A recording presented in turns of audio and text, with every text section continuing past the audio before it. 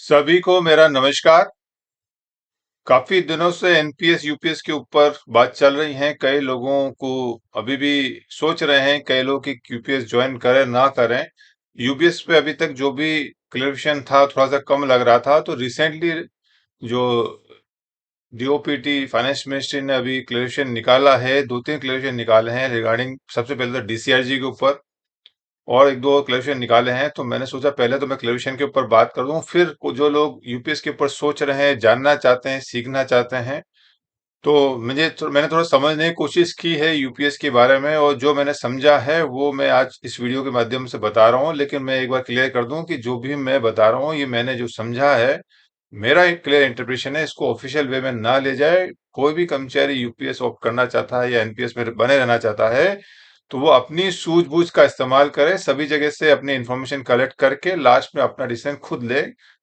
तो ये वीडियो सिर्फ एज ए इंफॉर्मेशन और अपना ओपिनियन, अपना व्यू बताने के लिए बता रहा हूँ। तो सबसे पहले जो रिसेंट क्लेरिफिकेशन निकला है, ये है हमारा डीओपीटी का, department of personal and pension, DOPT बोलते हैं, department of pension and pensioner welfare का है।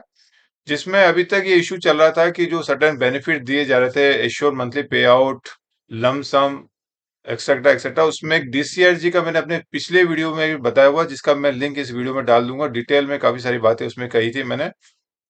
तो उसमें डीसीआरजी के बारे में मैंने भी कहा था कि डीसीआरजी के बारे में अभी नहीं बताया सरकार ने, मिलना चाहिए नहीं मिलना चाहिए। तो अब डीओपीटी ने 18 जून 2025 को 2-3 दिन पहले क्लियर कर दिया है। क्या क्लियर किया है?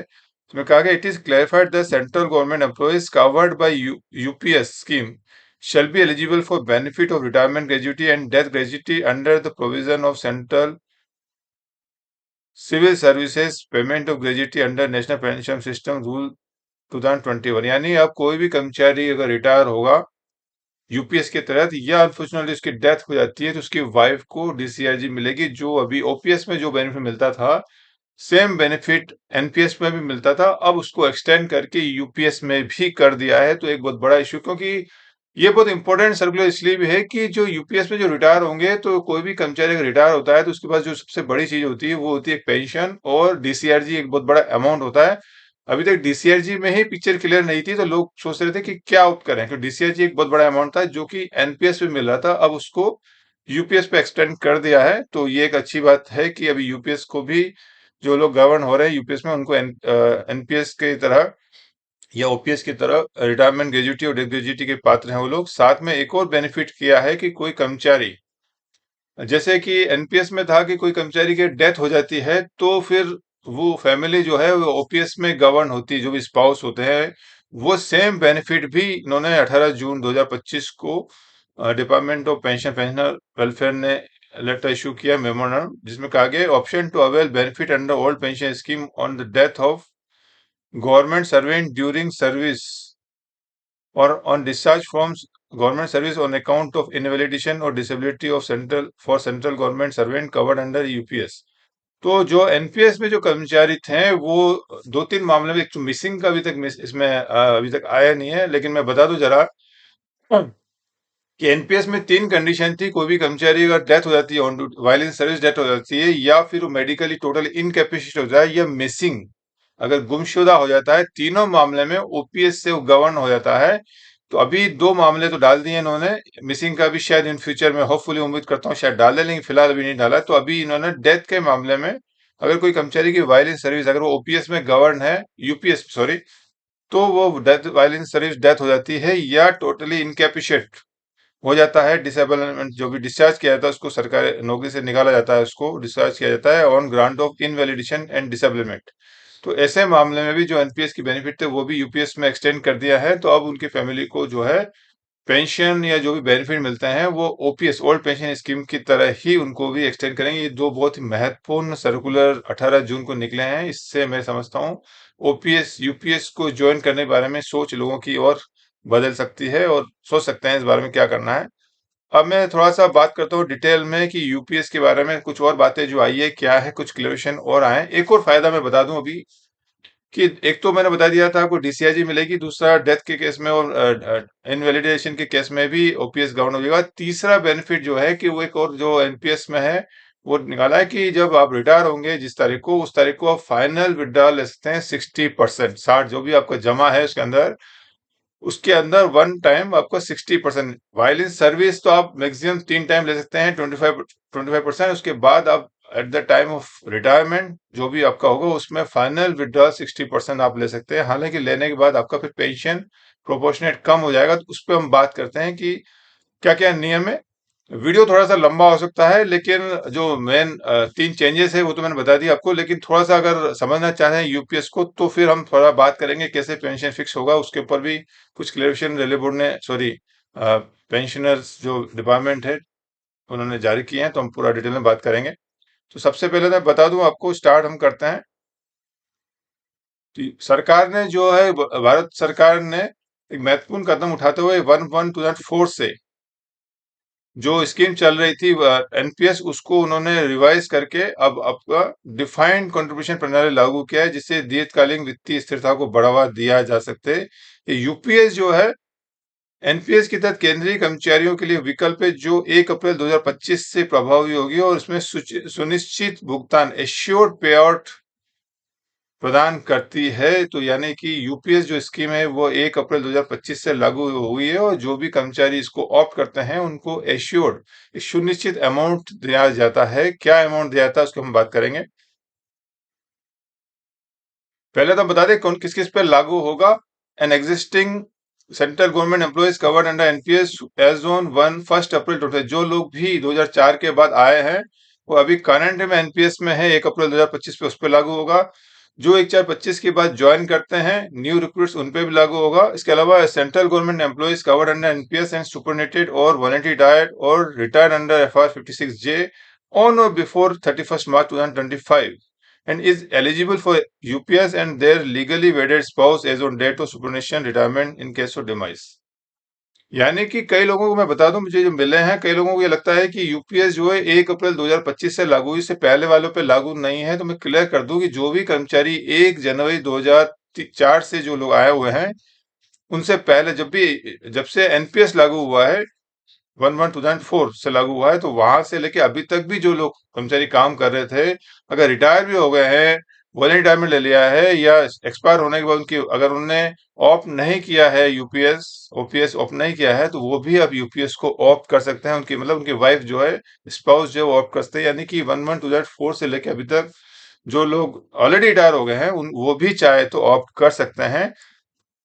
टाइमलाइन वही दिया हुआ है, 3 महीने दिया हुआ है 1 अप्रैल से, यानी 30 जून तक आप जो एग्जिस्टिंग एम्प्लॉय है उनके लिए 3 महीने का टाइम दिया था 1 अप्रैल से लेके, और जो रिटायर जो नए ज्वाइनिंग है उनको 30 डेज का टाइम दिया हुआ है। An employee can exercise the option to enroll under UPS in the following manner। 3 तरह से ऑप्शन जो एक्सेस करने के लिए कहा गया है कि या तो जो न्यू रिक्रूट है यूपीएस वो A1 फॉर्म भरेंगे थ्रू ऑनलाइन या डीडीओ के द्वारा, और जो ऑलरेडी एग्जिस्टिंग यूपी एनपीएस जो एम्प्लॉय हैं वो जो है माइग्रेशन लेंगे, वो 82 फॉर्म भरेंगे। ऑनलाइन भी कर सकते हैं, थ्रू डीडीओ के थ्रू जा सकते हैं। Failing to exercise option UPS option within prescribed time limit shall be deemed to have opted to continue under NPS without UPS option। जो कर्मचारी ऑप्शन नहीं भरेंगे विद इन टाइम लिमिट के अंदर, समय सीमा के अंदर ऑप्शन नहीं भरा, तो ये माना जाएगा कि उन्होंने एनपीएस ज्वाइन कर लिया है विदाउट ऑप्टिंग यूपीएस। और एक बार once UPS option exercise, NPS corpus of the employee will be transferred to employee's individual corpus under the UPS. एक बार आपने एक्सरसाइज कर लिया यूपीएस, तो एनपीएस का जितना भी कॉर्पस का पैसा है वो यूपीएस में आपके ट्रांसफर हो जाएगा, ये कहा गया है इसमें। अब contribution pool corpus and implication की बात करेंगे हम। योगदान जो भी रहेगा पूल कॉर्पस, इसके प्रभाव क्या रहेंगे। The contribution of employee will be 10% of basic pay plus DA, and matching contribution of employee will be credited to employee's individual corpus every month. आप थोड़ा सा समझने की जो बात है, ये तो सबको मालूम है कि क्या है, लेकिन आईसीबीसी का इसमें बहुत बड़ा योगदान है कि इंडिविजुअल कॉर्प्स और बेंचमार्क कॉर्प्स। धीरे धीरे मैं समझाने की कोशिश करूंगा, अगर समझ में आता है तो अच्छी बात है। सिंपल बात, जो एनपीएस की तरह 10% आपका कटेगा एम्प्लॉय का, उसमें 10% में 10% आपका बेसिक पे प्लस आपका जो है डीए, और सेम अमाउंट आपका सरकार भी आपको जमा करेगी। इक्वल मैचिंग सरेंडर जो है वो आईसी में जमा होगा इंडिविजुअल कॉर्पस में। इसके बाद an estimated 8.5% contribution basic plus DA by central government ने pool corpus on an aggregate basis. तो एक तो आपका आईसी होगा, इंडिविजुअल कॉर्पस होगा, जिसमें आपका जो भी पैसा 10% कट रहा है प्लस सरकार भी 10% प्लस डीए डालेगी। इसके अलावा एक पूल कॉर्पस, दो कॉर्पस बनेंगे, एक आईसी और आपका पूल कॉर्पस में जो बचा हुआ जो 8.5% एक्स्ट्रा जो देने की बात की यूपीएस के में, वो सरकार डालेगी बेसिक प्लस डीए का आपका पूल कॉर्पस में एग्रीगेट बेस पे। The UPS being in fund-based system relied on the regular and timely accumulation and its investment for assured payout to the employee. ये जो यूपीएस जो फंड बेस्ड है, ये इसलिए बनाया हुआ ताकि जो रिटायरमेंट के बाद कर्मचारी को एश्योर पेयोut दिया जा सके, इसके लिए बनाया गया है। Investment choice to subscriber under UPS. UPS के अंदर जो इन्वेस्टमेंट के चॉइस है, क्या निवेश के क्या विकल्प हैं, तो एक तो विकल्प रहेगा, डिफॉल्ट पैटर्न रहेगा आपका 100% जो है सरकारी रहेगा, आपका सरकारी प्रतिभूतियां रहेगी। फिर एलसी लाइफ साइकिल फंड रहेगा 50% एंड लाइफ साइकिल फंड 25% रहेगा। Option to change the choice of pension fund once in financial year में एक बार आप चॉइस ऑफ पेंशन फंड आप कर सकते हैं, और इन्वेस्टमेंट जो चॉइस है वो आप साल में 2 बार कर सकते हैं, इसमें कहा गया है। Default pattern of investment will prevail in case such option note exercise by the subscriber. Subscriber ने अगर कोई भी ऑप्शन नहीं दिया है तो फिर डिफॉल्ट ऑप्शन में माना जाएगा उसको।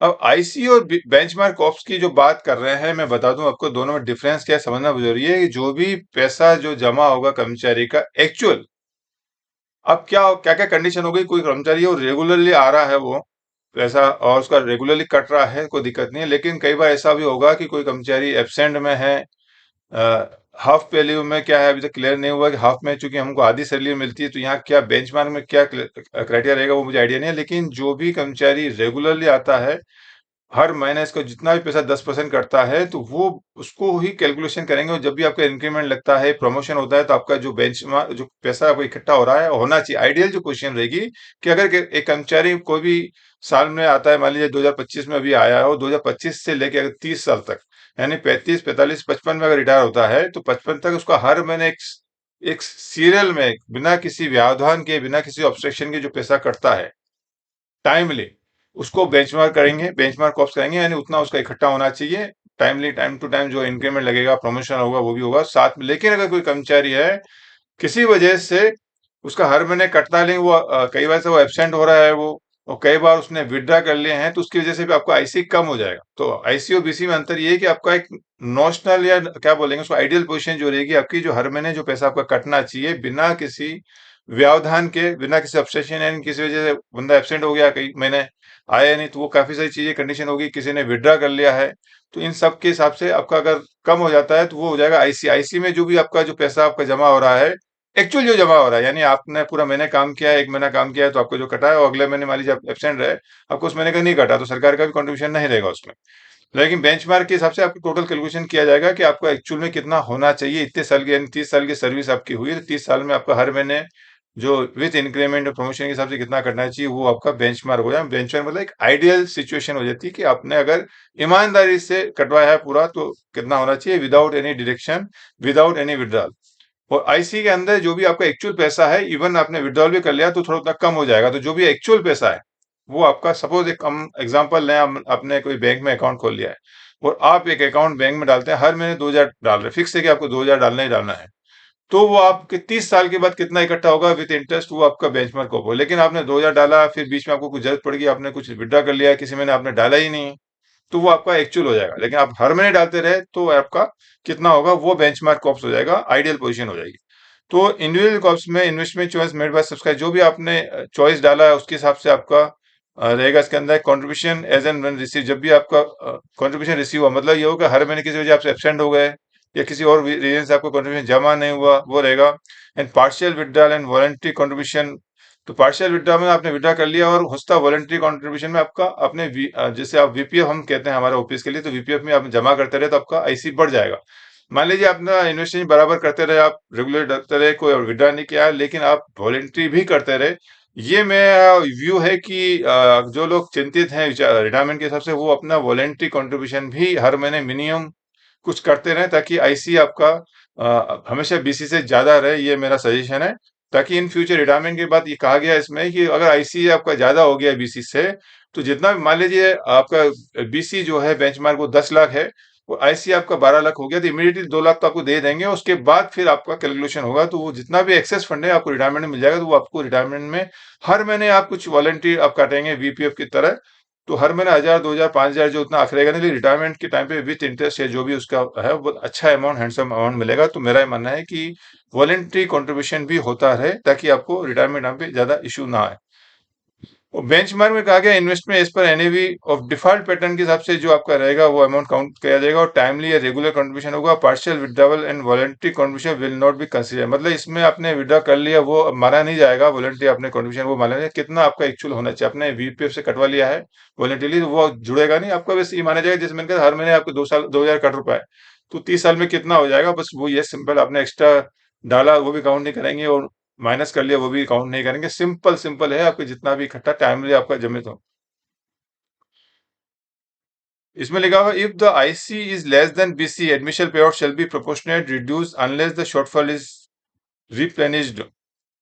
किसी वजह से आईसी का जो पैसा आपका इकट्ठा हुआ है, बेंचमार्क में बता दूं आपका कोई फंड नहीं होगा। बेंचमार्क क्लियर कर दूं, कई लोग कंफ्यूज है। आपके पास जो है आईसी एक होगा, एक आपका बेंचमार्क कॉर्पस होगा, एक पूल कॉर्पस होगा, जो आपका 8.5% इकट्ठा हो रहा है। तो आपके पास जो फिजिकली जो देखने की बात है, जो समझ में मुझे आ रहा है, वो आपको एक आईसी नाम का एक फंड वो जो दिखेगा, और पूल कॉर्पस में कितना फंड है वो एक्चुअल ये आपका रियलिटी में रहेगा। और बेंचमार्क एक आइडियल पोजीशन होगी, नोशनल जो आपकी दिखेगी नहीं, बस इतनी होनी चाहिए। वो ऐसा बेंचमार्क कॉर्प्स नाम का कोई होगा नहीं, दिखेगा नहीं आपको कि भाई इतना आपका अमाउंट है, वो एक आपका नोशनल दिखेगा कि भाई इतना अमाउंट आपका होना चाहिए।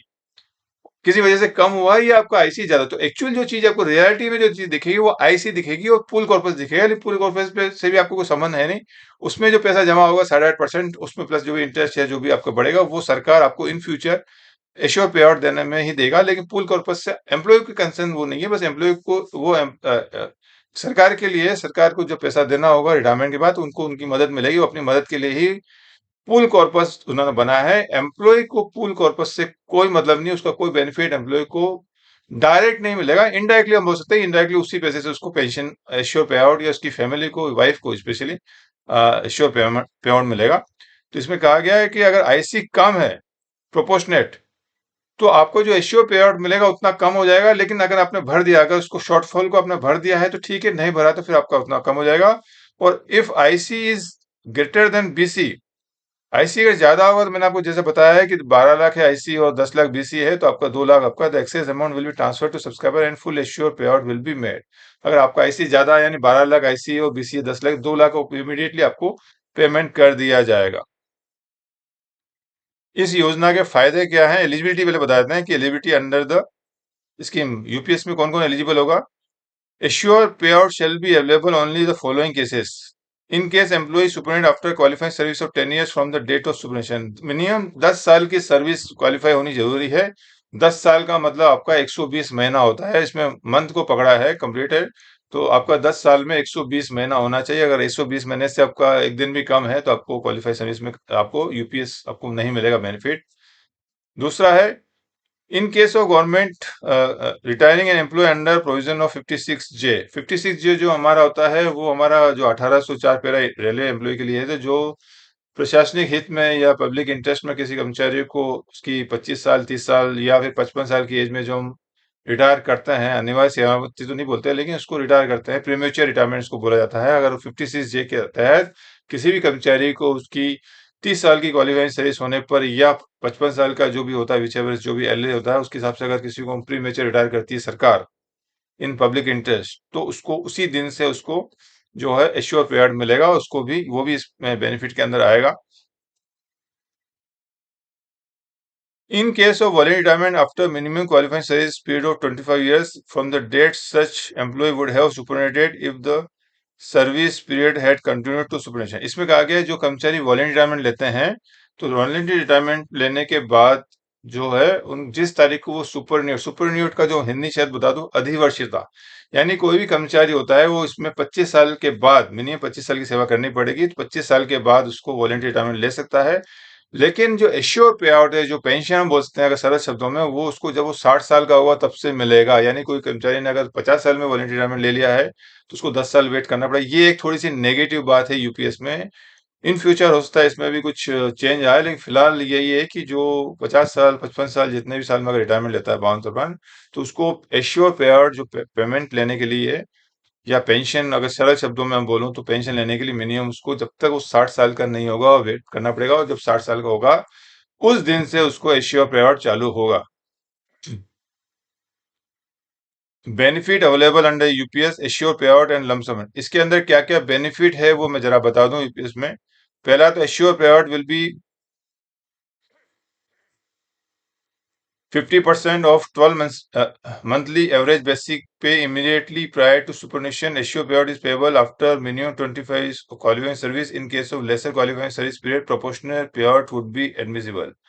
तो सबसे जो महत्वपूर्ण बात है कि आपको मिनिमम जो सर्विस है पूरी फुल एश्योर पे आउट या फुल पेंशन लेने के लिए, जैसे किसी जमाने में फिर पे कमीशन में 33 साल रेलवे में करनी पड़ती थी, अभी मिनिमम आपको फुल एश्योर पे आउट जो फुल है, यानी कि आपको पिछले 12 महीने का जो एवरेज निकाल जाए उसका 50%, यानी किसी का 12 महीने का एवरेज अगर 80,000 है तो उसका जो 50% होगा 40,000। तो 40,000 एश्योर पे आउट बोलो या मंथली पेंशन बोलो, अगर लेना है 40,000 तो उसको मिनिमम 25 साल की सर्विस करनी पड़ेगी। उसका आईसी और बीसी जो है वो बराबर होना चाहिए, यानी कि अगर मान लीजिए आईसीबीसी 1 करोड़ है तो आईसीबीसी अगर 1 करोड़ है तो आईसी भी 1 करोड़ होना पड़ेगा।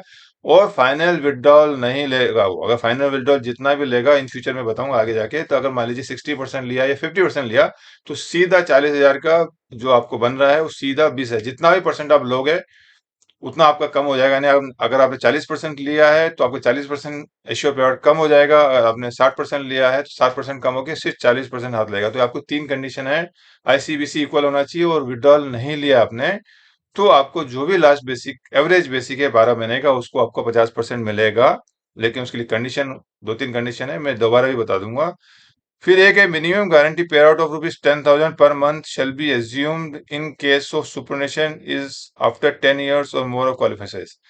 मिनिमम 10 साल की सर्विस अगर आप कर लेते हैं तो मिनिमम जो एश्योर गारंटेड पे आउट है वो भी वो 10,000 रुपये मिलेगा। इसमें भी बता दूं लोगों को अगर डाउट है, इसमें 10,000 रुपये जो है किसी का भी बेसिक पे, मान लीजिए किसी का आपका 15,000 रुपये आ रहा है, मान लीजिए 25,000 सपोज किसी का आ रहा है और किसी वजह से वो कम हो गया है और 8,000 9,000 आ रहा है, तो मिनिमम आपको सॉरी किसी का 25,000 मान लीजिए बेसिक पे है आज की तारीख में, और बेसिक पे के हिसाब से अगर उसकी 10 साल की सर्विस है तो जो 25 साल से प्रोपोर्शनेट होके कई बार 8,000 7,000 अमाउंट आता है, तो वहां मिनिमम कहा गया है कि 10,000 मिलेगा। लेकिन अगर आपका आईसीबीसी वाला मामला है तो अगर आईसी आपका कम है तो फिर 10,000 से नीचे भी जाएगा, और फाइनल विड्रॉल भी लिया है तो भी आपका 10,000 से नीचे जाएगा। लेकिन 10,000 सिर्फ किसी वजह से आपने आईसीबीसी आपका सेम है और फाइनल विड्रॉल नहीं लिया है, उसी इन दो कंडीशन में ही आपको 10,000 जाएगा। अगर आपका आईसी कम है तो 10,000 से नीचे जाएगा, इसमें कंडीशन में आगे और बता दूंगा धीरे। जो नया बेनिफिट मैंने बताया था आपको स्टार्टिंग में, final withdrawal voluntary withdrawal up to 60% of corpus in the PRAN is allowed. तो आपका इसमें जो फाइनल रिटायरमेंट के टाइम पे आप मैक्सिमम जो आपके पास पैसा जमा हुआ आईसीपीसी में, जो भी इसमें लोअर है, आने अगर आईसी कम है तो आईसी का या बीसी कम है, दोनों में जो भी कम है, तो अगर आईसी ज्यादा है तो ऑब्वियसली आईसी का जो डिफरेंस अमाउंट है बीसी और आईसी का तो आपको मिल ही जाएगा, और फिर जो इक्वल हो जाएगा आईसी बीसी तो उसका आपको 60% आप निकाल सकते हैं रिटायरमेंट के टाइम पे। एडमिसिबल पे out assure pay out shall be proportionately reduced if IC less than BC and oblique और फाइनल विड्रॉ। देखिए एक तो मैं बता दूं आपको इसके अंदर समझने की जो बातें हैं, एक तो एश्योर पे आउट है और एडमिसिबल पे आउट, दोनों में अंतर मैं बता दूं। एश्योर पे आउट आपका है आपका 50% ऑफ लास्ट 12 महीने का जो आपका एवरेज आएगा वो एश्योर पे आउट है। लेकिन एश्योर पे आउट होने के लिए जो कंडीशन है, आपको तीन चार कंडीशन है। पहली कंडीशन आपको 25 साल की सर्विस होनी चाहिए, 25 साल से कम होगा तब नहीं मिलेगा आपको। उसके बाद दूसरी कंडीशन है आईसी और बीसी इक्वल होना चाहिए, यानी आपको ने पैसा निकाला नहीं होना चाहिए। अगर आपने निकाला तो वापस जमा कर दो, निकाल सकते हैं, आपको दिक्कत नहीं, 3 बार निकाल सकते हैं, लेकिन फिर वापस वॉलेंट्री भर के आप कर बराबर कर दो बीसी के तो कोई दिक्कत नहीं है। तो तीसरा फाइनल विड्रॉल आपका नहीं होना चाहिए।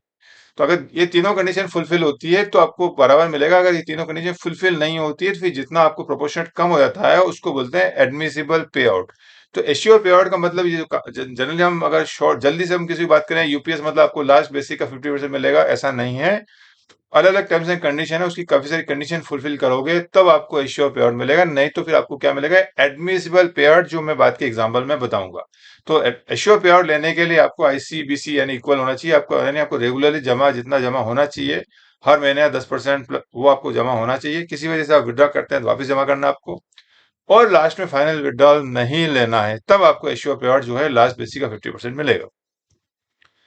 मंथली टॉपअप की बात करिए कि जो कर्मचारी जो है payable to NPS subscriber who superintendent retired on or before 31 March 2025 and claim for UPS, ऐसे कर्मचारी जो 31 मार्च 2025 से पहले यानी एनपी यूपीएस आने से जस्ट एक दिन पहले रिटायर हो गए हैं, यानी 1 अप्रैल 2004 के बाद और उसके बाद अप्रैल 25 से पहले 30 मार्च से पहले जो सुपरनिट हो गए हैं या रिटायर हो गए हैं और फिर उन्होंने यूपीएस के लिए ऑप्ट किया है, तो उनको जो एनुअल पैसा मिल रहा है, अगर किसी वजह से उनको जो एशियो पे आउट से कम है तो डिफरेंट अमाउंट मिलेगा, उसको बोलेंगे मंथली टॉपअप। इसके बाद फैमिली पे आउट मतलब फैमिली पेंशन की तरह वर्डिंग इन्होंने फैमिली पे आउट कहा गया, will be 60% at the rate of 60% of pay out top up amount admissible to deceased subscriber to legally wedded spouse on the date of superannuation retirement. यानी कर्मचारी जो भी है उस कर्मचारी की डेथ के बाद उसकी जो स्पाउस है, अगर मेल है तो फीमेल, अगर फीमेल गवर्नमेंट एम्प्लॉई है तो मेल, जो भी उनके स्पाउस होंगे, कर्मचारी जो एश्योर पे आउट या एडमिसिबल पे आउट जो भी ले रहा था, जो भी अमाउंट मान लीजिए 80,000 का, उसको मान लीजिए उसने कंडीशन फुलफिल कर दी और उसको 40,000 मिल रहा था हर महीने, तो 40,000 का जो है 60% जो होगा करीब 24,000 के आसपास होगा, तो 24,000 प्लस उसके ऊपर डीएनएस रिलीव। ये मैं बता दूं आपको, शायद मेरा बताना रह गया है कि जो एश्योर पे आउट हो या एडमिसिबल पे आउट उस पर भी डीएनएस रिलीव जो करंट में अभी 53% चल रहा है वो मिलेगा। इसी तरह जो फैमिली को जो मिलने वाला है फैमिली पे आउट, उसमें भी डीएनएस रिलीव जो करंट में चल रहा है, हमारे जो बाकी सरकारी कर्मचारी को जो मिलता है डीएनएस रिलीव वो इनको मिलेगा। तो एम्प्लॉय को जो मिलने वाला था एश्योर पे आउट या एडमिशन पे आउट, उसका 60% जो मिलेगा फैमिली पे आउट के रूप में मिलेगा। DNS leave will be available on the admissible पे out and family pay out, दोनों के ऊपर डीआर मिलेगा, यानी एम्प्लॉय अगर रिटायर हो जाता है तो उसके ऊपर उसको जो भी एश्योर पे आउट या एडमिसिबल पे आउट मिलता है उसका पर करंट जो डीएनएस रिलीफ है वो मिलेगा, साथ में उसके एक्सपायरी के बाद उसकी फैमिली को भी डीएनएस रिलीफ मिलेगा।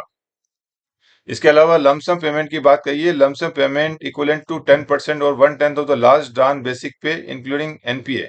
यहाँ एक मैं बता दूं कि अभी भी ये हालांकि 30 जून दे दिया है, लेकिन एनपीए नॉन प्रैक्टिस अलाउंस डॉक्टरों का लागू कर रहे हैं, लेकिन रेलवे की तरफ से अभी जो रनिंग स्टाफ है उनका जो बेसिक पे 55% या लोको इंस्पेक्टर का 30% जो ऐड होता है वो अभी तक इसमें कुछ साइलेंट है, तो वो अभी आना क्लियरेशन आना बाकी है अभी। तो अभी फिलहाल डॉक्टरों के लिए एनपीए को काउंट किया है, तो उन for each completed 6 months of qualification, the lump sum payment will not affect the quantum of assured payout will be allowed on date of superannuation and voluntary retirement of retirement। यानी ये जो lump सम payment है जिस दिन कर्मचारी को retire होगा उस दिन मिल जाएगा। जो एश्योर पे आउट है वो तो 60 ईयर से मिलेगा, लेकिन लमसम जो पेमेंट है वो कर्मचारी का जो भी बेसिक है, मान लीजिए 80,000 की मैं बात कर रहा था, 80,000 का 10% यानी 8,000 रुपया, तो 8,000 रुपये हर 6 महीने के लिए 8,000 मिलेंगे। अगर किसी की अगर 30 साल की सर्विस हो गई है तो 30 को मल्टीप्लाई करेंगे 2 से, यानी 6 महीने की सर्विस 30 साल में 6 महीने की सर्विस जो होगी वो 30 साल में 60 हो जाएगी। 60 मल्टीप्लाई बाई 8,000 रुपीज, ये आपका कैलकुलेशन होगा। ये at the time of retirement voluntary retirement जो भी है आपको उसी तारीख को मिल जाएगा, लाइक ग्रेजुटी की तरह है, उसी तारीख को मिल जाएगा।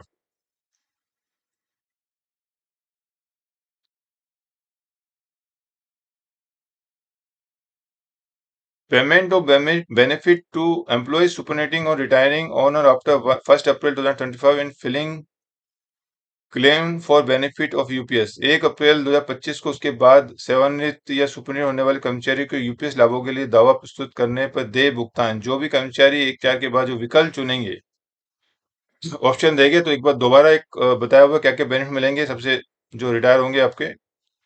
पहला है एडमिसिबल पे out of assure pay out. देखिए मैंने आपको क्लियर कर दूं कि एश्योर पे आउट जो है वो दिखाने की आइडियल पोजीशन है आपकी कि इतना बंदेगा। एश्योर पे आउट का मतलब होता है कि जो मैक्सिमम अमाउंट जो होगा वो आपका लास्ट 12 मंथ्स का बेसिक का 50%, जैसे 80,000 है तो 80,000 का मैक्सिमम जो आपको एश्योर पे आउट होगा वो 40,000 होगा। अब 40,000 लेने के लिए 3 कंडीशन आपको फुलफिल करनी पड़ेगी, अगर नहीं करते हैं तो फिर आपको एडमिसिबल पे आउट मिलेगा, वो आपका जो भी आपकी कम हो जाएगा, जितना भी आपने आईसी आपका कम है या आपने फाइनल विड्रॉल किया है उसके हिसाब से कम हो जाएगा। लेकिन हाँ, फाइनल विड्रॉल के बाद सीधा आपका प्रोपोर्शनल पूरी तरह से गिरता है। यानी अगर आपने मान लीजिए 40,000 है, 40,000 में फाइनल विड्रॉल आपने 50% ले लिया है, तो सीधा आपका पेंशन 50% कम हो जाता है, यानी 40,000 का सीधा 20,000 हो जाता है। तो 20,000 के ऊपर ही फिर डीए मिलता है। तो ये आप देख लीजिए कि आप फाइनल विड्रॉल ना लें मेरे हिसाब से, अगर यूपीएस आप ऑप्ट करते हैं तो, क्योंकि उससे जितना परसेंटेज आप लेते हैं उतना परसेंटेज आपका सीधा इश्यू पे आउट कम हो जाता है। उसके बाद रिटायरमेंट ग्रेजुइटी मिलेगी, जो रिसेंटली 18 जून को जो लेटर निकला है उसके हिसाब से रिटायरमेंट ग्रेजुइटी जो मिलेगी मैक्सिमम 16.5 जो बेसिक होगी वो मिलेगी। अभी करंट में 25 लाख है, अभी पे कमीशन वो जल्दी आने वाला है, तो ये अमाउंट शायद बढ़ेगा। उम्मीद करता हूँ हमेशा डबल होता है, 5 लाख का 10 लाख, 10 का 20, तो अभी 20 जो था एक 7 पे हमने कहा, अभी उम्मीद करता हूँ 40 होना चाहिए। खैर अभी कुछ कह नहीं सकते, जो भी हो। तो जो भी मैक्सिमम अभी 8 पे कमीशन में अगर आएगा तो उसके हिसाब से जो भी नया सीलिंग आएगा, तो मैक्सिमम इसमें है कि 16.5 आपकी लास्ट बेसिक मिलेगी। ये भी एक बहुत बड़ा रिटायरमेंट के टाइम पे आपको राहत, जो मेरा कहना था कि जो आपका पेंशन जो है वो 60% लागू होगा, चालू होगा 60 साल के बाद। तो अगर कोई आदमी वॉलंटरी रिटायरमेंट ले लेता है तो ये डीसीआरजी और लमसम जो पेमेंट है वो एक बहुत बड़ा राहत होगा, जो जीवन यापन के लिए। तो ये बहुत अच्छी बात कही है अभी सरकार ने कि रिटायरमेंट ग्रेजुइटी जो मिलेगी अगर आपकी 33 साल, ये 33 साल की सर्विस पे 16.5 मिलता है, बता दूं आपको।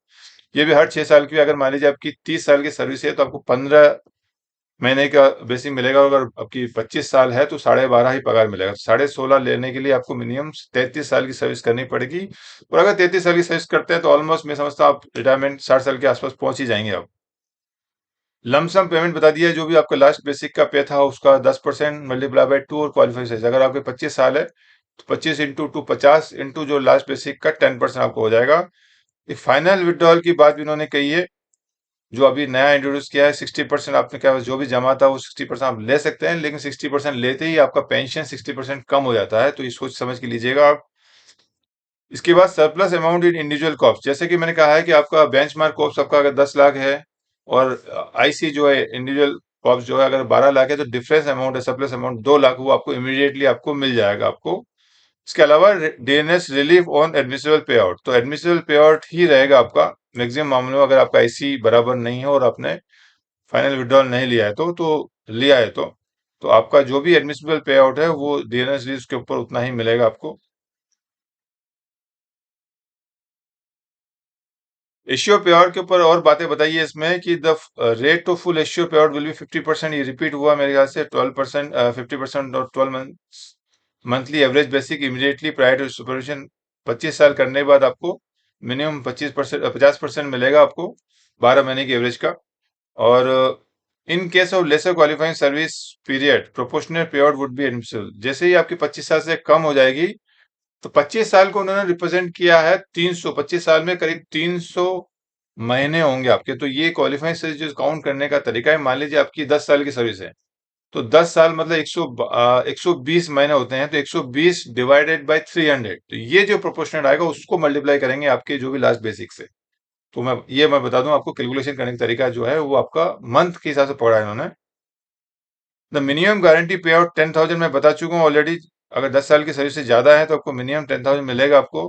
और 25 साल की सर्विस में पे आउट जो मैंने बताया था वो आपके 60 साल, जब भी आप 60 साल होंगे वहां से आपको जो है एश्योर पे आउट मिलेगा आपको।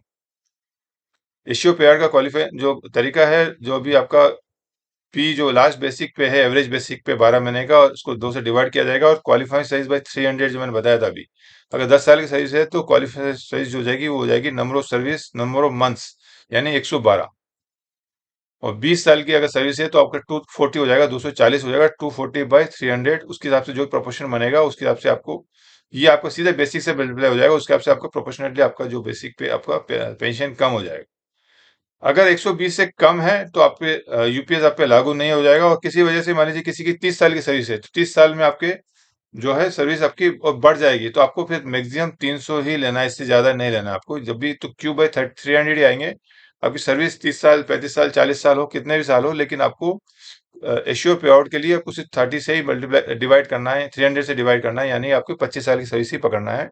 उसके बाद ज्यादा करते हैं तो आपको ज्यादा करने में जो बेनिफिट मिलेगा वो लमसम पेमेंट, यानी जो एल जो बता रहे हैं अपना, जो आपका 1/10 जो बेसिक पे, यानी बेसिक पे जो 10% है वो मल्टीप्लाई होगा नंबर ऑफ ईयर्स की जो क्वालिफाइड सर्विस, यानी आपको 40 साल आपने काम किया तो 40 मल्टीप्लाई बाय 2, 80 से मल्टीप्लाई होगा लास्ट बेसिक का आपको 10%। तो जितनी सर्विस करेंगे उससे उसमें आपको एक तो ग्रेजुएटी आपकी मिलेगी, तो ग्रेजुएटी में मैक्सिमम आपको 33 साल तक ही पकड़ा जाएगा रिटायरमेंट ग्रेजुएटी में। लेकिन लमसम पेमेंट है वो आपकी मैक्सिमम जो सरकारी सेवा हो सकती है वो 42 साल होती है, तो 42 यानी 84 से मल्टीप्लाई आपका मैक्सिमम हो जाएगा। इससे ज्यादा सर्विस किसी भी है तो कोई भी जो 10% पकड़ के उसको मैक्सिमम जो मल्टीप्लिकेशन होगा वो 84 से होगा, उससे ज्यादा सर्विस किसी की होगी। तो जितनी ज्यादा सर्विस करेंगे उतना ज्यादा आपका पैसा मिलेगा, उतना ही ज्यादा आपका आईसी बीसी इकट्ठा होगा, तो उतना आपको अमाउंट अच्छा मिलेगा। अब ये एडमिसिबल पे आउट समझना बहुत जरूरी है। एश्योर पे आउट आपने समझ लिया। एश्योर पे आउट सिंपल सा है, आपका लास्ट बेसिक जो है 12 महीने का जो एवरेज बेसिक है आपका रिटायरमेंट से पहले, उसका जो एवरेज है उसका 50%, यानी आपका 80,000 आपका है, तो 80,000 का सीधा 50% निकालेंगे तो 40,000। ये सिंपल कैलकुलेशन है एश्योर पे आउट का, यानी 40,000। लेकिन मिलता क्या है हमको? वो मिलता है हमको कोई भी कर्मचारी जो यूपीएस में गवर्न होगा उसको एश्योर पे आउट नहीं, एडमिसिबल पे आउट मिलने की संभावना ज्यादा रहेगी अगर उसकी कंडीशन फुलफिल नहीं होती। तो कंडीशन क्या है ये बहुत समझना जरूरी है कि एडमिसिबल पे आउट है। The assured payout so proportionally reduced shall be payable as admissible payout. The formula for calculating admissible payout is as under. देखिए एश्योर पे आउट के लिए मैंने बता दिया आपको कि आपका लास्ट जो बेसिक एवरेज प्लस आपकी 25 ईयर्स की सर्विस होनी चाहिए। अगर 25 ईयर्स की सर्विस है और 80,000 बेसिक है तो आपको सीधा 40,000 हो जाएगा और 25 साल। लेकिन उसमें दो कंडीशन और इसमें लगती है आपको अगर पूरा लेना है।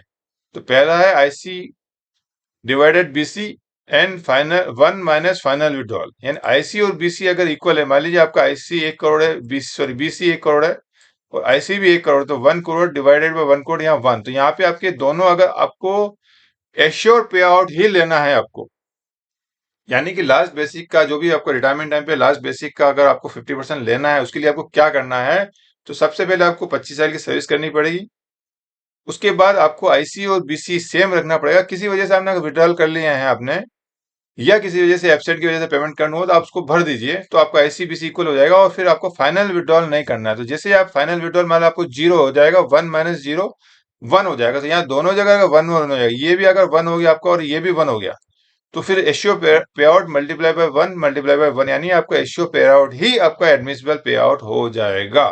तो आपको एश्योर पे आउट लेने के लिए आपको आईसी और बीसी इक्वल रखना पड़ेगा ताकि यहाँ 1 आ जाए और आपको फाइनल विड्रॉल नहीं लेना है।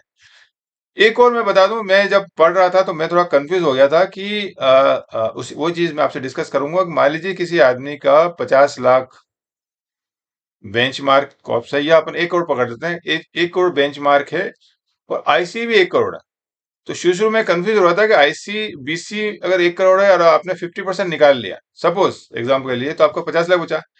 तो ये जो कैलकुलेशन है ये कब करनी है, मैं थोड़ा कंफ्यूज हो रहा था। तो आप भी कोई कंफ्यूज हो तो मैं बता दूं आपको। तो ये आपका रिटायरमेंट के बाद किस तरह करना है, ये आपने रिटायरमेंट में फाइनल विड्रॉल से पहले की पोजीशन यहां रहेगी आईसीओब्ल्यू, यानी आपका 1 करोड़ आपका बीसी है और 1 करोड़ आईसी है विड्रॉल से पहले, तो यहाँ 1 हो गया।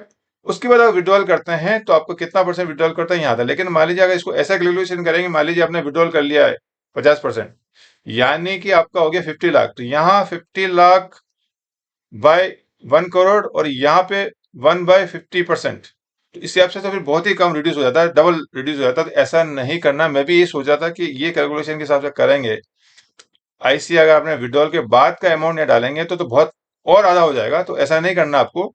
ये फिगर आपकी वो बाद में लिखनी है। ये आपका जब रिटायरमेंट के टाइम पे प्रायर टू फाइनल विड्रॉल जो आईसीबीसी था वो यहाँ आएगा, यानी कि जब आप रिटायरमेंट है, जिस दिन आपका रिटायरमेंट हुआ है उस दिन आपका फाइनल विड्रॉल से पहले आपने भले से कितने विड्रॉल लिए वो तो काउंट होंगे, लेकिन फाइनल विड्रॉल नहीं लिया है। तो अगर उस दिन वहां पे इक्वल है तो यहाँ आपको इक्वल होना चाहिए। फिर फाइनल विड्रॉल हो सकता है आपका बेंचमार्क जो था वो 1 करोड़ था, आईसी भी 1 करोड़ था, तो ये आपका 1 हो गया, कोई बात ठीक है। और अब आपने फाइनल विड्रॉल किया तो ये 1 मल्टीप्लाई बाय जो भी, अगर 50% लिया तो 1 मल्टीप्लाई बाय 50%। तो ये 1 मल्टीप्लाई यहाँ 50% होते ही जो भी एशियो पे जो 80,000 का 40,000 करता है, 40,000 का सीधा 1/2 हो जाएगा, तो सीधा 50% से सीधा 20,000 हो जाएगा। तो आईसी और बीसी ये होगा at the time of retirement के टाइम पे जो पोजीशन थी आपकी फंड की, जो कॉप्स की पोजीशन थी वो लिखनी है। विड्रॉल के बाद की पोजीशन यहाँ नहीं लिखनी है, ये मैं समझा दूं। तो where IC value of individual corpus, IC का मतलब इंडिविजुअल कॉप्स आ गया, BC value of benchmark corpus with condition of IC is less than equal to BC. तो यहाँ पे जो फाइनल विड्रॉल है मैक्सिमम अप टू 60% आप कर सकते हैं आईसी और बीसी में जो भी लोअर है।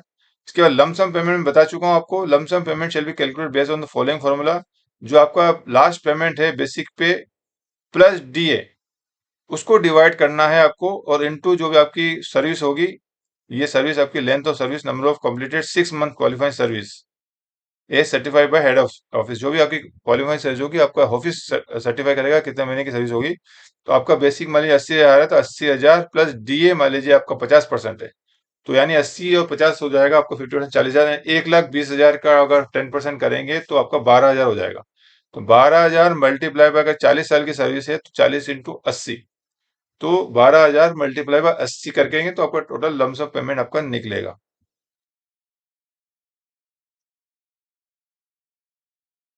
For the purpose of calculation, every complete 6 month of qualifying any period less than 6 months shall be ignored। किसी वजह से आपकी अगर क्वालिफाइंग सही इसमें आपका 80 साल में अगर 1 महीना कम रह गया है तो आपको काउंट नहीं होगा, आपको पूरा कंप्लीट 6 मंथ क्वालिफाई सही होनी चाहिए, ये कहा गया। अगर आपको किसी वजह से भी पॉइंट में आता है, डिवाइड करते हैं, तो आपके जो भी नंबर ऑफ क्वालिफाइंग सही होगी उससे 6 से डिवाइड करेंगे। मान लीजिए आपकी 25 साल है, तो 25 साल में आपके 300 महीने होते हैं, 300 महीने, तो 300 डिवाइडेड बाय 6 से करेंगे तो आपका उस हिसाब से आपको मल्टीप्लाई करना है। तो अगर आपको पॉइंट में आता है तो उसको इग्नोर कर देंगे, आगे मैं कैलकुलेशन बताऊंगा तो उसमें आ जाएगा।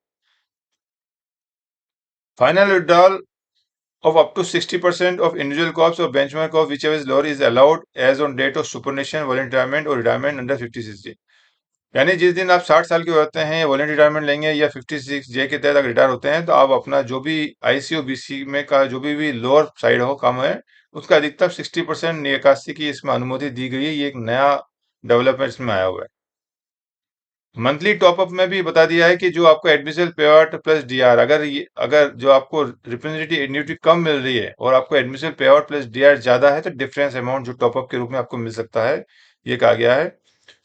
फैमिली पे आउट की परिभाषा बताइए कि family pay out on demise of subscriber who was receiving admissible pay out or top up as the case may be the legally wedded spouse as on date of superannuation retirement of such deceased subscriber shall receive the life receive for life family payout of 60% of the amount of the admissible payout or top up as the case may be drawn by the subscriber immediately prior to divorce। ये जब issue है तो कई लोगों को doubt आ रहा है कि एम्प्लॉय की डेथ के बाद, ये तो पहली बार बता दूं, ये जो फैमिली पे आउट होगा ये वो स्पाउस को मिलेगा जो कर्मचारी के रिटायरमेंट के बाद एम्प्लॉय की डेथ हो जाती है। अगर रिटायरमेंट से पहले डेथ होती है यानी वाली सर्विस डेथ होती है, तो वो सीधा ओपीएस में गवर्न हो जाएगा। तो उसको फिर जो भी ओपीएस के जो फैमिली पेंशन होगा वो 10 साल तक आपको 50%, फिर बाद में 30% मिलता है। ये जो बात है फैमिली पे आउट, ये उस केस में लागू होगी जो कर्मचारी ने वॉलंटरी रिटायरमेंट ले लिया है या 56 जे के तहत प्रशासन ने उसको रिटायर कर दिया है, या वो अधिवर्षीयता यानी सुपरनेशन में रिटायर हुआ है। रिटायरमेंट के बाद अगर उसकी डेथ हो जाती है तो उसकी वाइफ को जो भी वो पे आउट ले रहा था, एश्योर पे आउट या एडमिशन पे आउट, उसका 60% मिलेगा, ये स्पाउस को मिलेगा।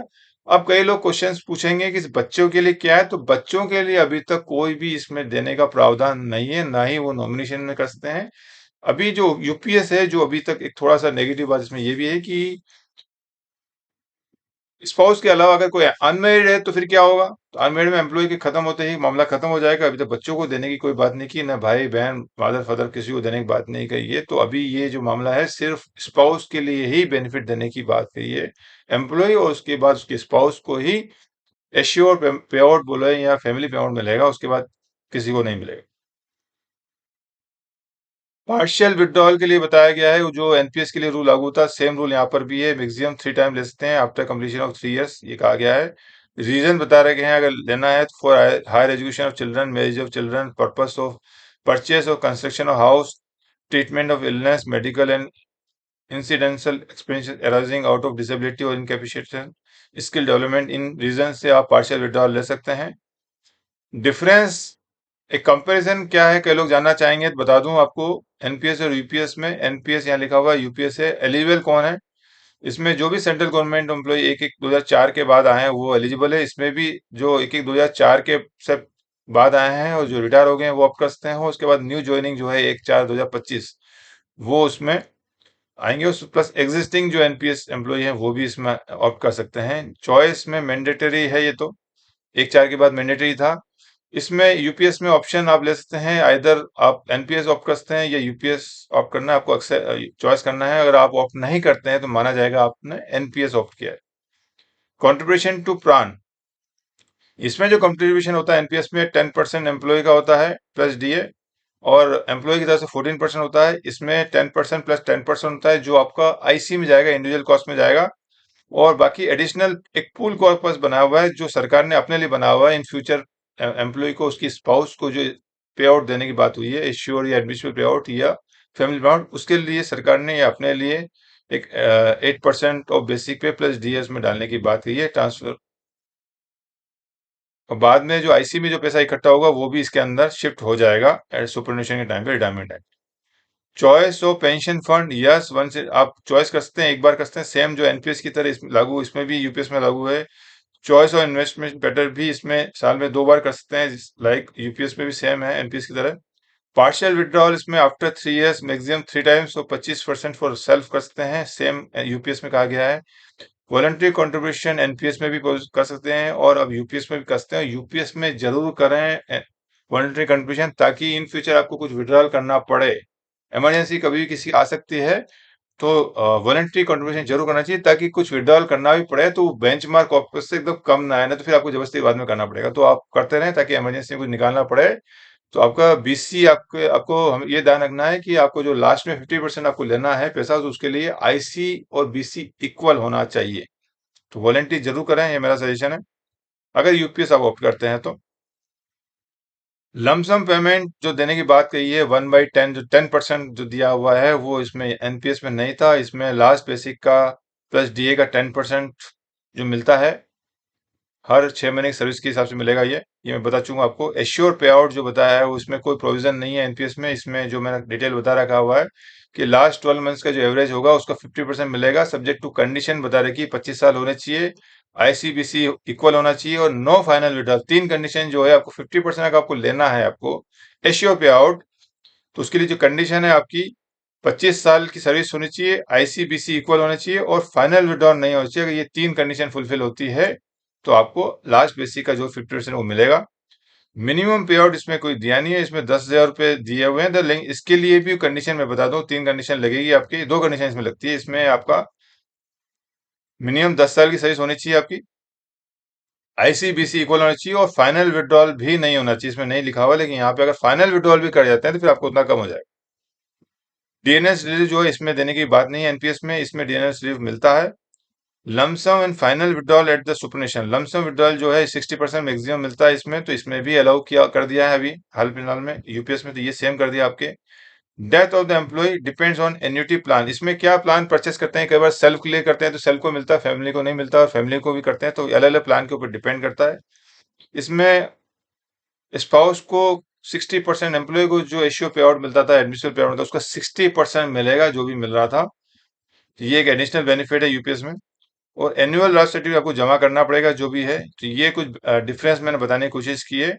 अब ओवरऑल जो बात करें, मैं रेलवे एम्प्लॉय की अब बात कर रहा हूँ। अभी तक जो था वो एक सेंट्रल गवर्नमेंट कोई भी एम्प्लॉय के लिए था, अभी सिर्फ रेलवे एम्प्लॉय के लिए। अगर अब कई लोग जानना चाहते हैं कि सर हमको एक्चुअल रिटायरमेंट के टाइम पे या क्या रहेगा, डेथ के टाइम पे क्या रहेगा, तो मैं बता दूं कोई भी एम्प्लॉय अगर यूपीएस ऑप्ट करता है तो उसको क्या क्या बेनिफिट मिलते हैं एट ए ग्लांस में बता रहा हूँ। एश्योर पे आउट जो है 50% ऑफ लास्ट बेसिक पे, सब्जेक्ट टू कंडीशन मैंने बताई थी। 3 कंडीशन है आपकी, 25 साल की सर्विस होनी चाहिए, आईसीबीसी इक्वल होना चाहिए और आपने फाइनल विड्रॉल नहीं किया है, तो आपको एश्योर पे आउट मिलेगा लास्ट बेसिक 50% प्लस उस पर डीएनएस रिलीफ मिलेगा। रिटायरमेंट ग्रेजुइटी जो होगी मैक्सिमम 16.5 बेसिक आपकी मिल सकती है लास्ट बेसिक का, अगर आपकी 33 साल की सर्विस है। जितनी सर्विस कम होगी फिर उतना आपका कम हो जाएगा इसमें। फिर एक फाइनल विड्रॉल जो है मैक्सिमम 60% आप ले सकते हैं, लेकिन आपका फिर ये एश्योर पे आउट कम हो जाएगा। लेकिन इसमें प्रोविजन है कि कोई इमरजेंसी आपकी घटना घट गई और आपको उस वक्त ही पैसा चाहिए तो आप फाइनल विड्रॉल ले सकते हैं। लमसम पेमेंट जो है मैंने बताया वो लास्ट बेसिक का 10% जो है आपको बेसिक प्लस जितनी भी आपकी क्वालिफाइंग सर्विस है उसको मल्टीप्लाई बाय 2 कर देंगे। अगर आपकी 30 साल की क्वालिफाइंग सर्विस है तो 60 मल्टीप्लाई बाय 10% बेसिक पे ये आपको मिल जाएगा। ग्रुप इंश्योरेंस रेलवे में होता है आपका, जो भी सेविंग फंड है आपका ग्रुप सी है तो 30 रुपए आपका करता है, तो 30 का 21 रुपए जो सेविंग फंड होता है वो हर महीने इकट्ठा होता है, विद इंटरेस्ट आपको मिलता है रिटायरमेंट टाइम पे। लीव एनकेजमेंट के बारे में एनपीएस जो बंदे उस पर क्लेरिफिकेशन आता है कि चूंकि लीव एनकेजमेंट जो है वो पेंशन बेनिफिट में काउंट नहीं होता है, तो लीव एनकेजमेंट मिलेगा उसमें। और मुझे ये मानना है कि जो रेलवे एम्प्लॉई है, तो हमारे को जो लीव एनकेजमेंट मिलता है वो चैप्टर 5 है, चैप्टर नंबर 5 है लीव रूल जो है हमारा chapter 5 of Indian railway establishment code. तो उसके तहत हमको लीव एनकेजमेंट मिलता है, न कि ओल्ड पेंशन स्कीम या पेंशन मैनुअल जो हमारा 1993 उसमें भी कहीं भी लीव एनकेजमेंट देने की बात नहीं कही गई है। तो मेरे हिसाब से हालांकि क्लेरिफिकेशन आ जाएगा इसमें, ये मेरा व्यू अभी बता दूं आपको कि लीव एनकेजमेंट इसमें 99% मुझे उम्मीद है कि लीव एनकेजमेंट भी इसको मिलेगा, हालांकि अभी क्लेरिफिकेशन आप बाकी है। तो ये उम्मीद करते हैं कि ये पॉजिटिव में इसका है, तो लीव एनकेजमेंट आपको 10 डेज। तो मैं जो कैलकुलेशन में लगा रहा था कि ये जो 10 महीने की सर्विस होती है यहाँ पे, तो अगर आपके पास पूरी सर्विस अच्छी ईमानदारी से काम करते हैं और 300 दिन की छुट्टी आप इकट्ठा कर लेते हैं, तो ये लगभग आपकी 10 महीने की सैलरी हो जाती है। और ये आप 16.5, तो 16.5 16.5 प्लस 10 यानी 26.5 सर्विस की आपको सैलरी, लास्ट बेसिक की सैलरी आपको मिलती है। प्लस आपको लमसम पेमेंट भी मिल रहा है। तो ये एक बड़ा अच्छा हैंडसम अमाउंट आप रिटायरमेंट में इकट्ठा कर लेते हैं, अगर इवन यूपीएस ज्वाइन करते हैं तो भी। तो ये जो पेमेंट है आपको लीव एनकेजमेंट और ग्रेजुएटी और फाइनल विड्रॉल, ये at the time of retirement आपको मिल जाएगा। और बाकी एश्योर पे आउट जो है वो आप जब सुपरनेट होते हैं तब आपको मिलेगा। लेकिन लोगों के डाउट है कि सर 5 साल 10 साल कैसे हम सर्वाइव करें। तो नॉर्मली तो आदमी काम करता ही करता है। अगर किसी वजह से अनफॉर्चुनेटली उसकी हेल्थ का इश्यू रहता है, तो हेल्थ के मामले में अगर वो अनफॉर्चुनेटली टोटल इनवैलिड होता है, तो वैसे ही वो ओपीएस में गवर्न हो जाएगा। तो ईपीएस में गवर्न होते हैं उसकी पेंशन वैसे ही तुरंत चालू हो जाएगी। ओपीएस में बता दूं क्लियर कि अगर वो ओपीएस में गवर्न होता है और टोटल इनवैलिड हो जाता है, तो फिर उसको सुपरनेशन के ऊपर इश्यू पे आउट नहीं मिलेगा। वो ओपीएस में गवर्न होते ही जिस दिन से वो रिटायरमेंट ऑप्ट करेगा उसी दिन से उसको पेंशन मिल जाएगा। तो हेल्थ ग्राउंड पे अगर वो नहीं कर पाता है, तो उसको वैसे ही ओपीएस उसको मिल जाएगा। तो इशू ये है। इसके अलावा रेल एम्प्लॉय अगर अपने मकान शिफ्ट करते हैं, तो कंपोजिट ट्रांसफर कार्ड मिलता है, गोल्ड प्लेटेड सिल्वर मेडल मिलता है, किट पास, सेटलमेंट पास मिलते हैं, पोस्ट रिटायरमेंट कंप्लीट पास मिलते हैं। मेडिकल फैसिलिटी, जो रिटायर एम्प्लॉय होते हैं, ये बहुत इंपॉर्टेंट चीज है हमारे। कोई भी कर्मचारी जो रिटायर होता है, तो उसको सबसे ज्यादा जो जरूरत होती है वो हेल्थ रिलेटेड इशू होती है। और हेल्थ रिलेटेड इशू में एक बहुत बड़ा अमाउंट, आजकल अगर आप हॉस्पिटल जाते हैं तो बहुत बड़ा अमाउंट, आपकी जितनी भी जमा पूंजी है वो एक झटके में जा सकती है। भगवान ना करे कोई बड़ी बीमारी होती है, तो उसके लिए रेलवे में जो काम करते हैं, इसके लिए बहुत अच्छी बात है कि रेलवे आपका पूरा मेडिकल खर्चा वहन करती है। एक आपको बेसिक, जो भी लास्ट बेसिक आपको जमा ना कराना पड़ता है, जो भी रूल है उसमें जमा करने के, तो आपको फुल मेडिकल फैसिलिटी आप लेते हैं। और मैं सलाह दूंगा, अभी तो वैसे मैंडेटरी स्कीम में सबको लेना अनिवार्य कर दिया है। तो जैसे आपका एक बेसिक जमा होता है, तो आपको पूरी मेडिकल फैसिलिटी, एक बहुत बड़ा एक हेडेक जो होता है बीमारी का, आपके आपके स्पाउस का, और इवन इसमें तो बच्चे भी शामिल किए हुए हैं आपके, तो पूरा आपको मेडिकल फैसिलिटी मिलती है। वाटर रिटेंशन भी आपको 4+4 मंथ 8 मंथ टोटल मिल जाती है। उसके बाद आप हॉलीडे होम या ऑफिस रेस्ट हाउस वगैरह जो भी आप रहते हैं, और रिटायरमेंट के बाद आपको मिलती है। तो ये एक मोटा मोटी मैंने कोशिश की कि रेलवे एम्प्लॉय अगर यूपीएस में गवर्न है, वो सुपर नेट या रिटायरमेंट लेता है, तो उसको क्या क्या बेनिफिट मिलेंगे। अगर एम्प्लॉय रिटायरमेंट के बाद एक्सपायर हो गया है, वॉलंटरी रिटायरमेंट या सुपरनेशन के बाद, उसकी वाइफ को क्या मिलेगा। रेल एम्प्लॉय की बात कर रहा हूँ, तो मंथली पे आउट जो भी उसको एश्योर पे आउट मिल रहा था या एडमिशनल पे आउट एम्प्लॉय को मिल रहा था, मान लीजिए 80,000 बेसिक है, तो 80,000 का 40,000 उसको मिल रहा था। उसने जो भी कंडीशन थी, 3 कंडीशन फुलफिल कर ली थी, तो उसको 40,000 मिला था। 40,000 का 60% मिलेगा उसको, इसकी वाइफ को या स्पाउस जो भी है। तो 60% 40,000 का हो जाता है 24,000। तो 24,000 उसको वाइफ को मिलेगा, साथ में उसके ऊपर डीएनएस रिलीफ भी मिलेगा। ये एक बेनिफिट है। और रेलवे एम्प्लॉय, ये सेंट्रल गवर्नमेंट एम्प्लॉय का बंदा उसको मिल सकता है। और रेलवे एम्प्लॉय रहा तो उसकी वाइफ को विडो पासेस मिल सकते हैं। जो भी एम्प्लॉय ले रहा था उसका 50% मिलता है। और मेडिकल फैसिलिटी जो भी है उसको मिलेगी, वाइफ को भी मिलती है। तो ये अ, अगर एम्प्लॉय रिटायरमेंट के बाद एक्सपायर होता है, तो अगर एम्प्लॉय वायलिन सर्विस रिटायर होता है, सॉरी डेथ हो जाती है, कोई भी कर्मचारी है, यूपीएस ने ऑप्ट किया है, ऑप्ट करने के बाद रिटायरमेंट से पहले अगर उसकी डेथ हो जाती है, तो फिर क्या मिलेगा। तो वाइफ ओपीएस में फिर गवर्न हो जाती है। तो ओपीएस के हिसाब से वाइफ को डेथ ग्रेजुटी मिलती है, जो मैक्सिमम 25 लाख है, और 33 बेसिक मिलता है इसमें। एम्प्लॉय को 16.5 मिलता है, और वाइफ को जस्ट डबल हो जाता है, इसमें 33 लास्ट बेसिक है। ये पे कमीशन आने वाला है, तो ये अमाउंट बढ़ भी सकता है। फिलहाल अभी मैक्सिमम 25 लाख है। मंथली पेंशन मिलती है 50% of last basic up to 10 years मिलता है। यानी जो भी कर्मचारी का लास्ट बेसिक था जिस टाइम डेथ हुई, उस बेसिक का 50% 10 साल तक मिलेगा। उसके बाद फिर रिड्यूस हो जाता है, और लाइफ टाइम फिर 30% मिलता है। उसके बाद जब भी स्पाउस 80 साल की हो जाएगी, 85 साल, 90 साल, 95, तो वो 20, 30, 40, 50 एंड 100%। जब स्पाउस 100 साल के हो जाएंगे तो उनको डबल पेंशन मिलेगा। तो वो पहले 50% मिलेगा अप टू 10 ईयर्स, फिर 30%, फिर अप टू मिलेगा 80 ईयर्स। 80 ईयर्स के बाद फिर वो 20, 30, 40, 50 एंड 100% आपका पेंशन इंक्रीज हो जाएगा। उसके बाद ग्रुप इंश्योरेंस मिलेगा, full insurance value plus saving fund का इंटरेस्ट मिलेगा आपको। Cash equivalent of unutilised LAP, अगर उनके बैलेंस में जितनी भी एलएपी एचएलएपी बैलेंस है, सब्जेक्ट टू मैक्सिमम 300 डेज का, अगर नहीं है कम है तो उतनी कम मिलेगी। लेकिन अगर 300 दिन की एलएपी एचएलएपी जो भी बैलेंस है तो अप टू मैक्सिमम 300 डेज की एलएपी एचएलएपी का बैलेंस मिलेगा। विडो पास मिलेगा। Medical facility, retention of railway quarter maximum 2 साल तक मिलता है। अगर क्वार्टर नहीं है आपके हेडक्वार्टर में, अगर क्वार्टर है तो 1 साल ही मिलेगा। कंपोजिट ट्रांसफर का सामान अगर शिफ्ट करना है किसी भी दूसरी जगह पे तो सीटीजी मिलता है, जो कि लास्ट बेसिक का 80% होता है। उसके बाद फैमिली को जो है अनुकंपा के आधार पर नौकरी, अपॉइंटमेंट और कॉम्पेंसेशन, या तो विडो चाहे तो विडो ले सकती है, स्पाउस ले सकते हैं, या उनकी फैमिली मेंबर को, बच्चों को जो उन पे डिपेंडेंट है उनमें किसी एक को नौकरी मिल सकती थी। ये जो है ये मैंने कोशिश की है बताने की।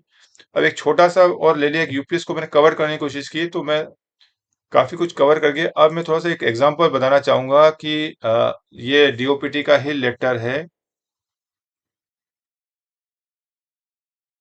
ये गजट नोटिफिकेशन निकला हुआ है 19 मार्च का।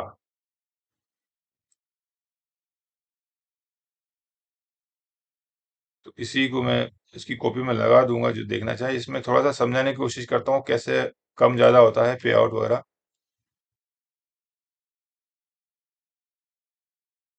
देखिए कैसे कम होता है, फुल एग्जांपल बताया हुआ है। The below mention scenario be consider based on the employee. अगर कोई ऑप्ट नहीं करता है, कोई कर्मचारी है उसने अगर ऑप्ट नहीं किया है, कोई फाइनल विड्रॉल नहीं है, और मंथली पे आउट जो है 22,500 है। समझाने की कोशिश कर रहा हूँ मैं।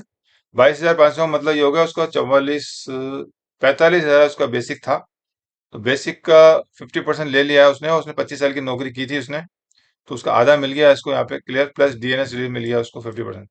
अब उसने 60% लिया है सपोज, तो 60% का मतलब ये हो गया, देखिए यहाँ पर, यहाँ आईसीबीसी इक्वल है, तो 22,500 का सीधा मल्टीप्लाई कर दिया है, 60% ले लिया तो 40% बचा, सीधा 40% से मल्टीप्लाई, यानी जो भी अमाउंट है आपका आएगा एशियो पे आउट, उसको सीधा जितना परसेंट बचता है उससे मल्टीप्लाई होगा सीधा। ये इसमें 60% अमाउंट कम हो जाएगा और सीधा 40% बचेगा। यानी कि आपको जो मिल रहा है, अगर आपने पैसा विड्रॉ किया है, फाइनल विड्रॉ 60% विड्रॉ किया है, तो 60% सीधा इसमें से कम हो जाएगा और आपके पास बचेगा सिर्फ 40%, जो कि 9,000 रुपये हो जाएगा।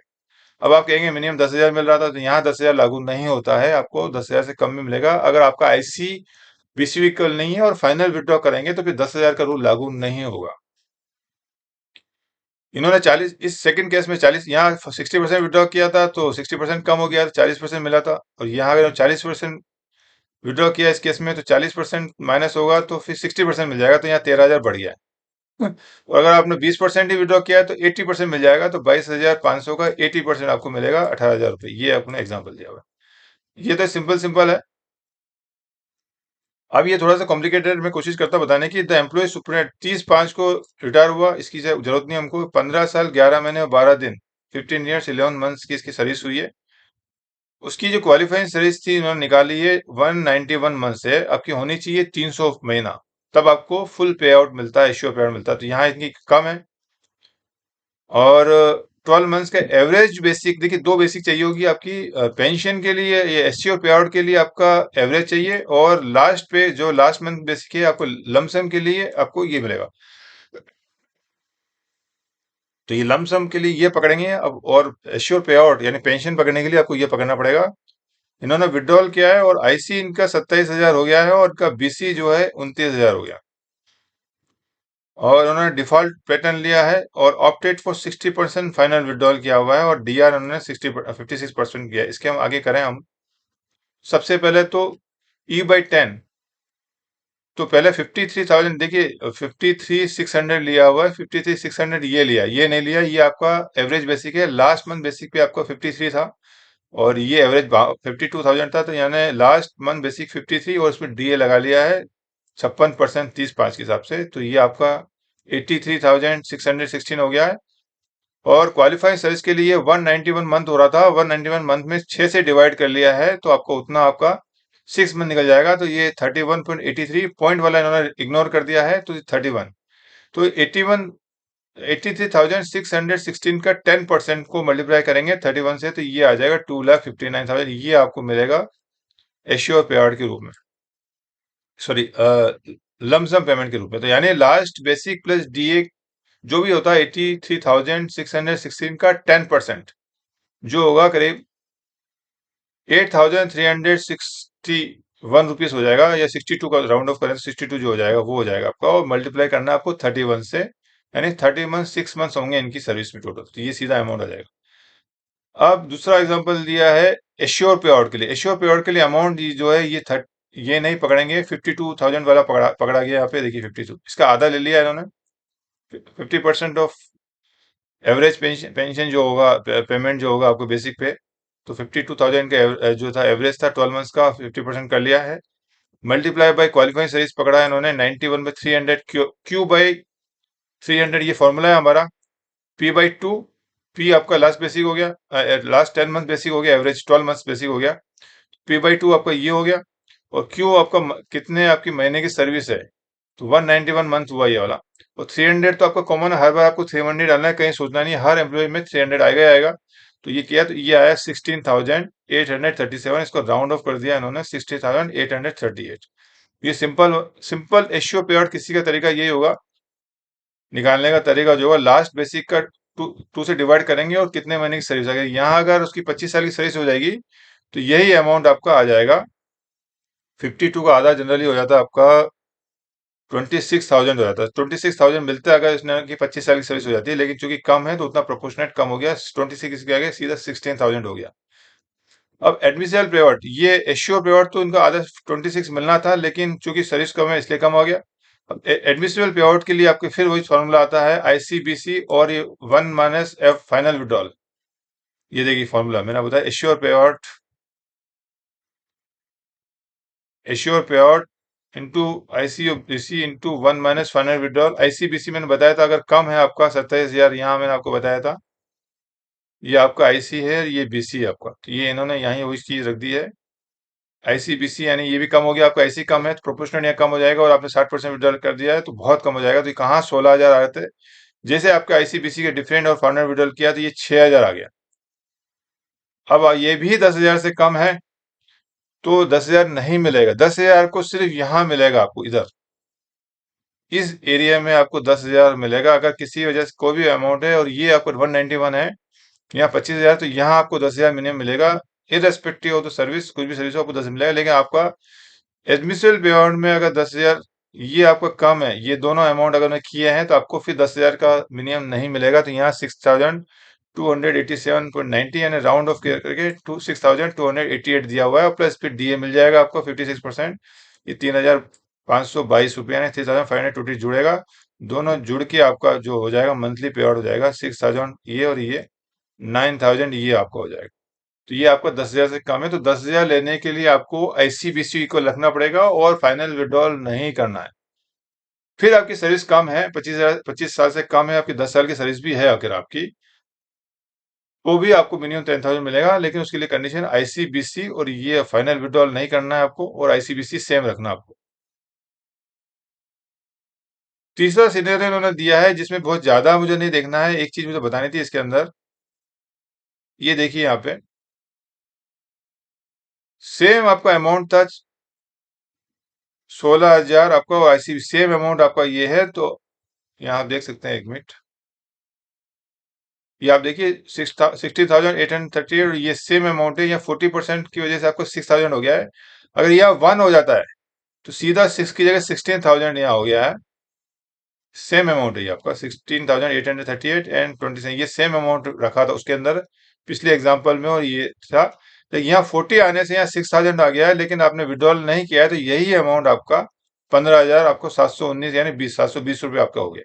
तो ये फाइनल विड्रॉल से बहुत तेजी से आपका जो है इश्यू एडमिसिबल पे आउट गिरता है। तो अगर आपको लास्ट बेसिक का 50% एश्योर पे आउट में मिलेगा, से इसमें आपका अगर कम होता है तो बहुत ज्यादा नहीं गिरेगा आपका, लेकिन आपने विड्रॉल किया है तो तेजी से गया, यानी कहीं ना कहीं डिस्करेज कर रही है सरकार कि आप फाइनल विड्रॉल ना लें।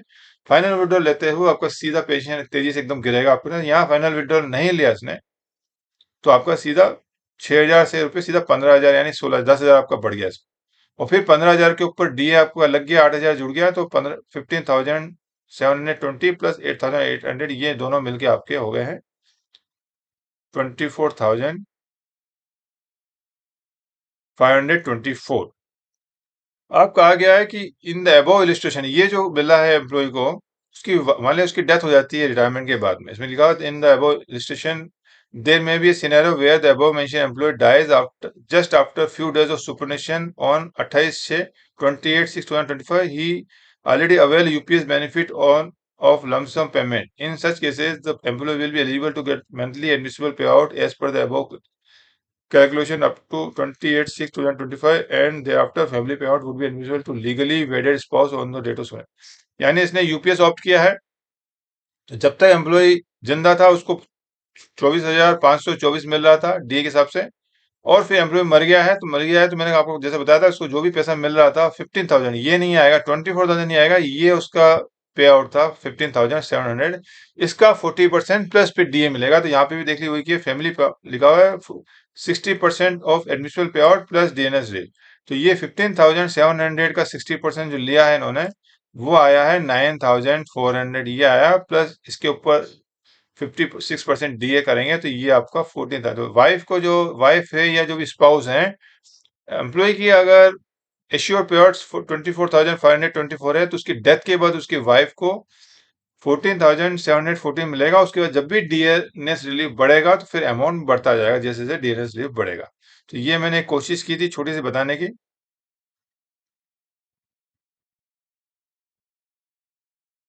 ये देखिए, जो मुझे एक एग्जांपल देना था कि आपको मान लीजिए किसी भी आदमी का जो है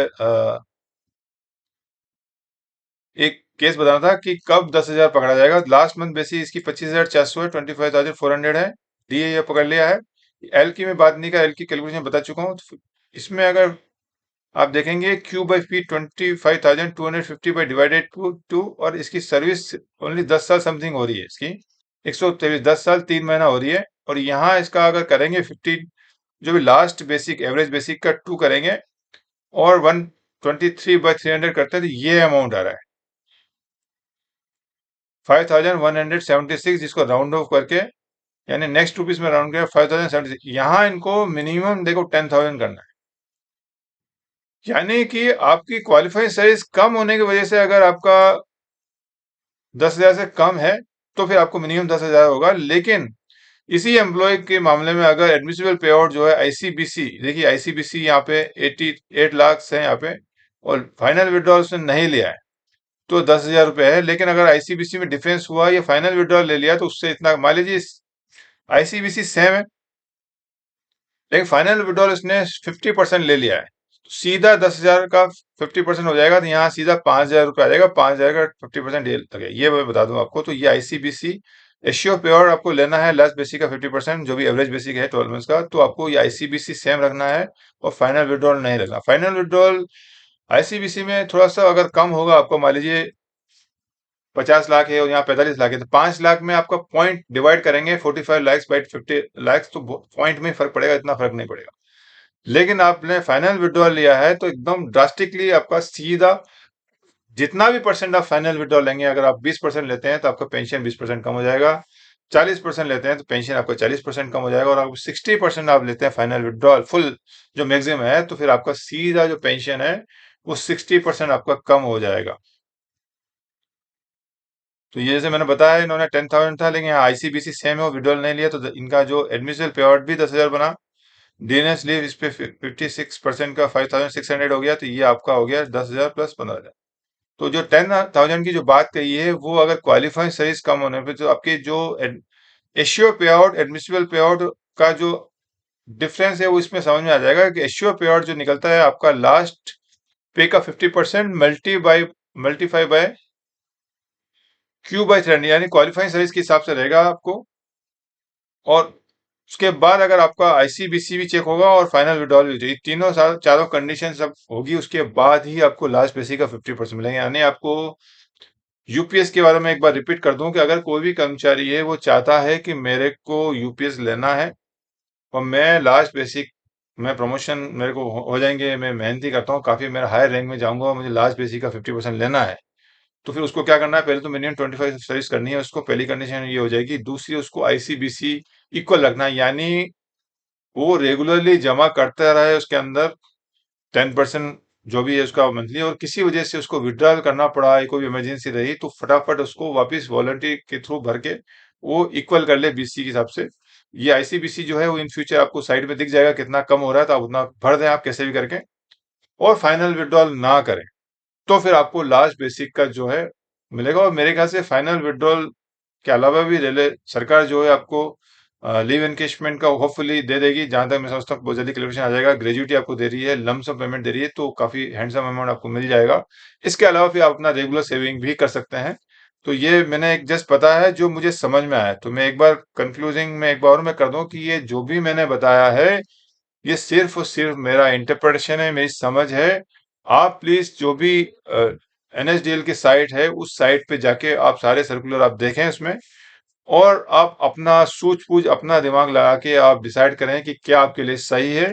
उसी के बाद ही आप निर्णय लें, किसी के कहने पे ना जाएं, ना मेरे कहने पे जाएं। अब मैंने जो बताया है इसको भी आप इंश्योर कर लें कि जो मैंने बताया है क्या सही बताया है, गलत बताया है।